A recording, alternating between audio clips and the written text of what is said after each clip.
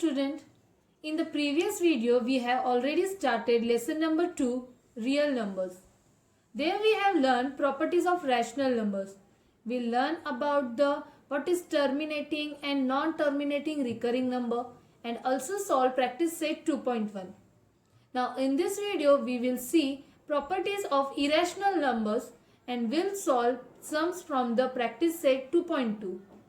Let's understand first what is irrational number. Before that, can you tell me what is the square root of 4? It is 2. Square root of 9 is 3.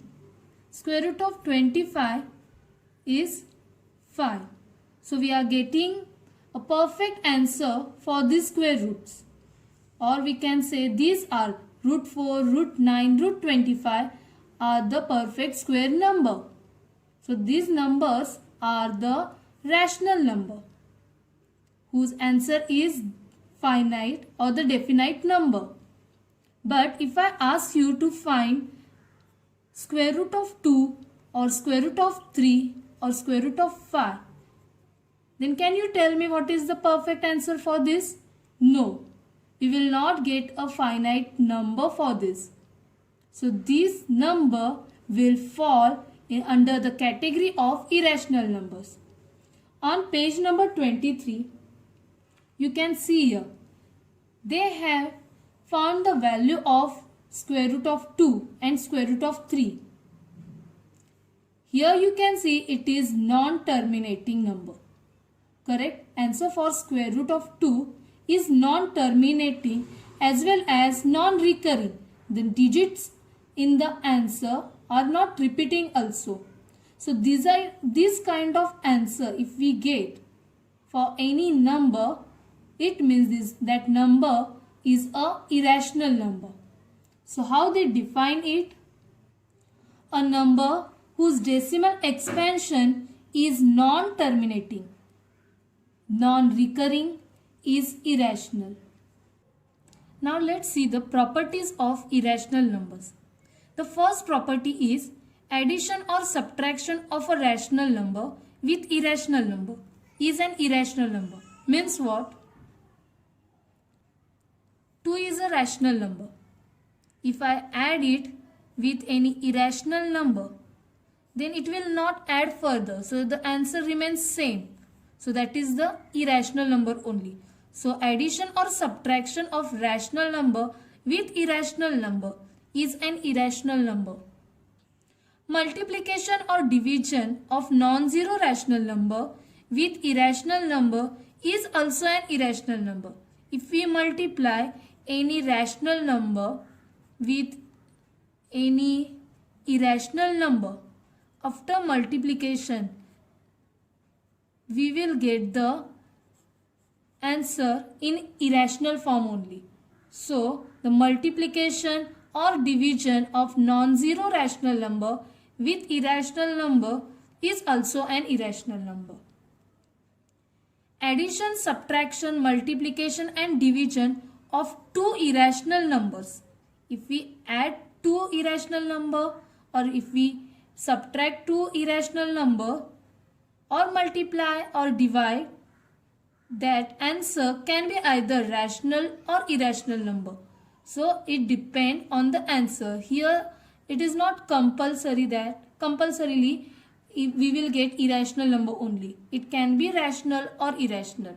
But for these two, if we add rational and irrational, if we subtract rational or irrational, then we will get irrational number only.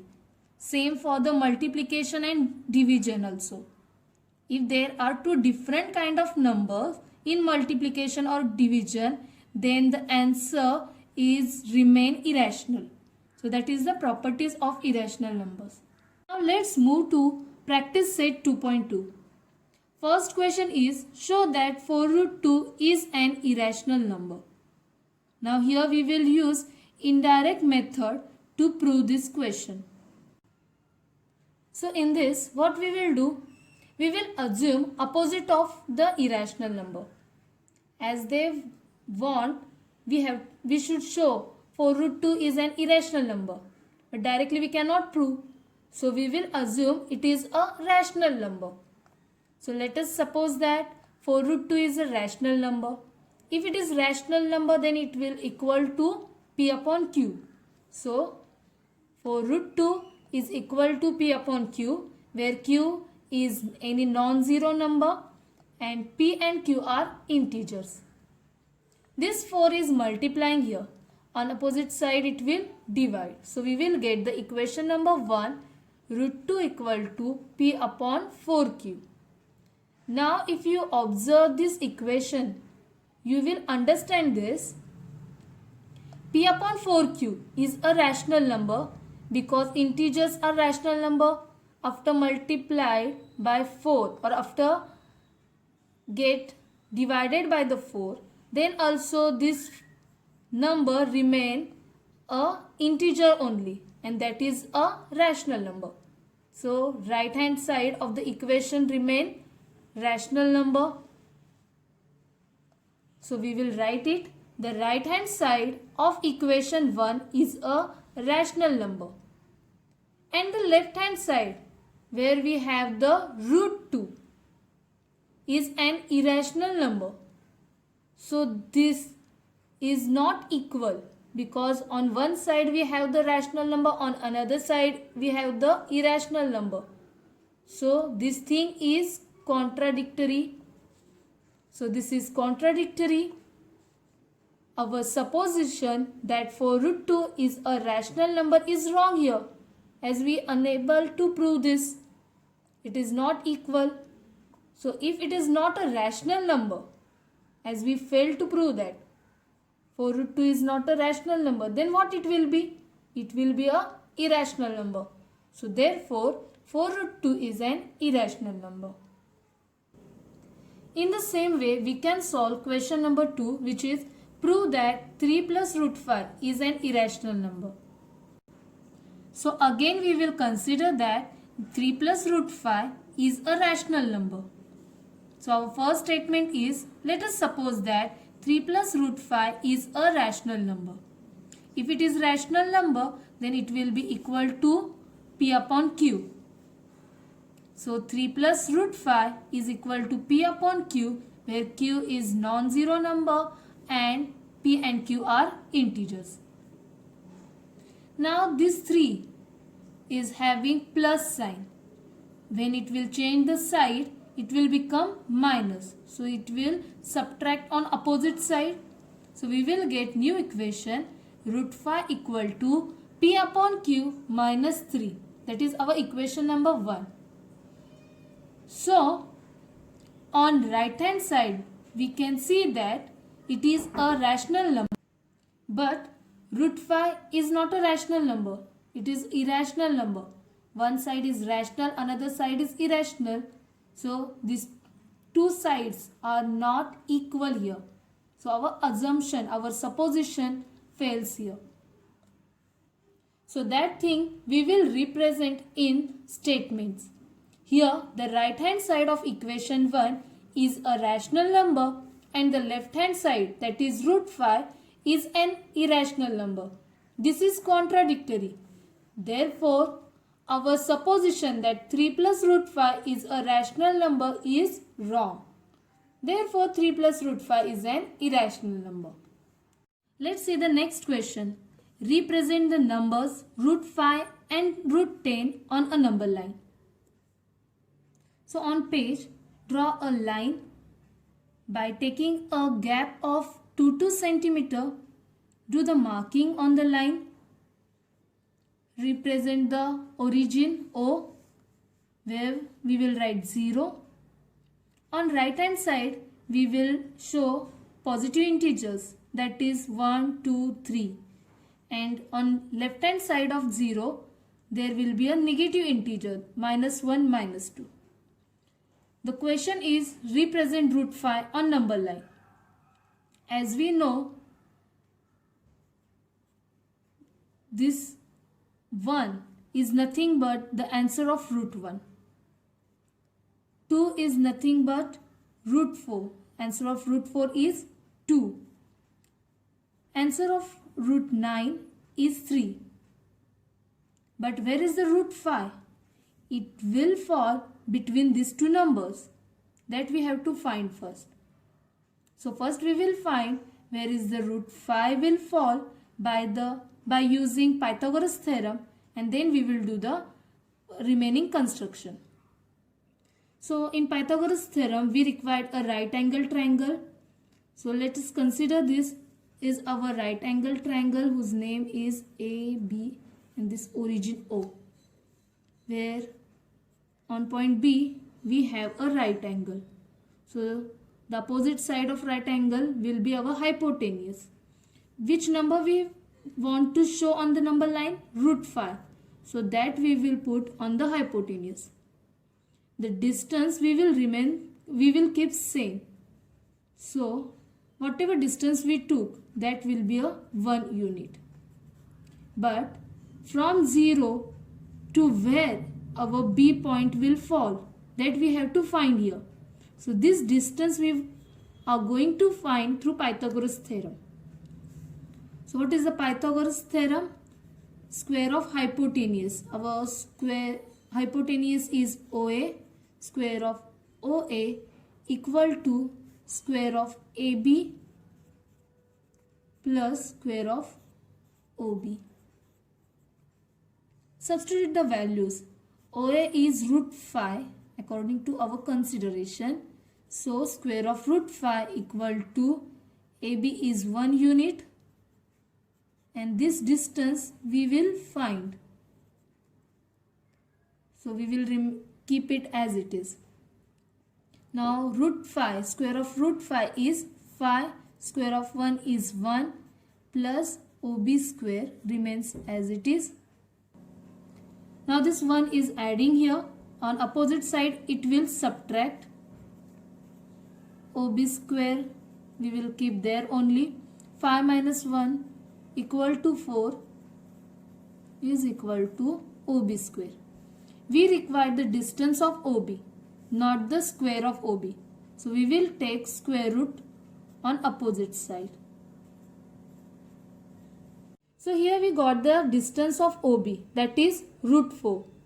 It means from origin we will find the root 4 number where we will draw the perpendicular line. This explanation is only for your understanding. It is not required in the answer. The important thing is construction. So you should take geometry box and do the construction with me, so it will easy to understand.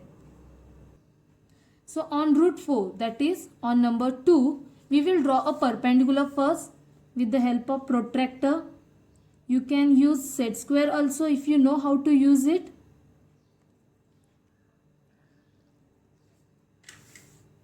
So this is our perpendicular line.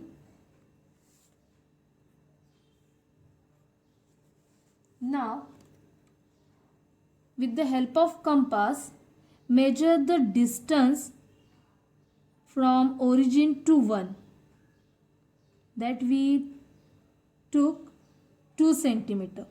So that will be a constant distance which we are going to use to draw curve on perpendicular line. This is our point A.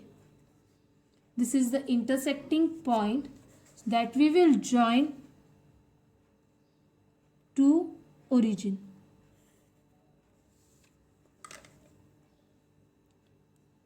Now take this distance in the compass from origin to A and draw another curve which will cut the number line.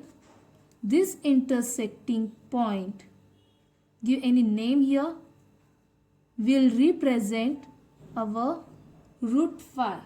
So after root 4 we will get the next number, that is root 5. So this is the method to construct the number line and to represent the root 5 on the number line. Our next question is to show root 10 on number line. So by the previous knowledge, what you can understand, we will get root 5 after the root 4. So similarly, we will get root 10 after the root 9. So we will repeat the same process on root 9, that is on number 3. First we will draw a perpendicular on number 3.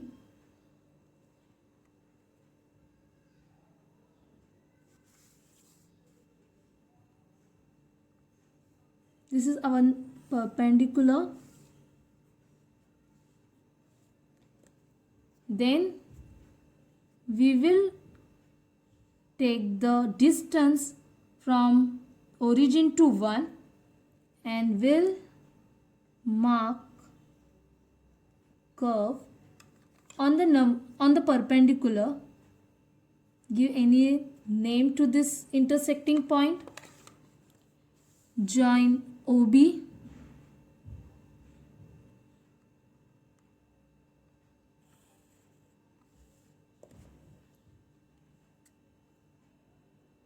Take that distance in the compass and draw a curve which will go through that intersecting point and will cut the number line on point P, which will represent root 10.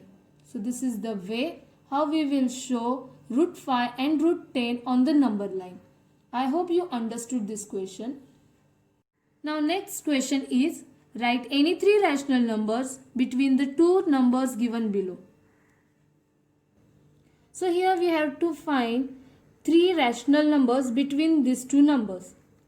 If you can imagine a number line, I will draw a small model of number line to understand. And if I take a number, positive number from 0.1, 0.2, 0.3, and here we have negative numbers minus 0.1, minus 0.2, minus 0.3, minus 0.4 and minus 0.5. Then you can find so many numbers between these two numbers. This is our question and we have to write any three rational numbers between 0.3 and minus 0.5. So which numbers it can be? You can choose any three numbers from there. The answer is minus 0.4, minus 0.1.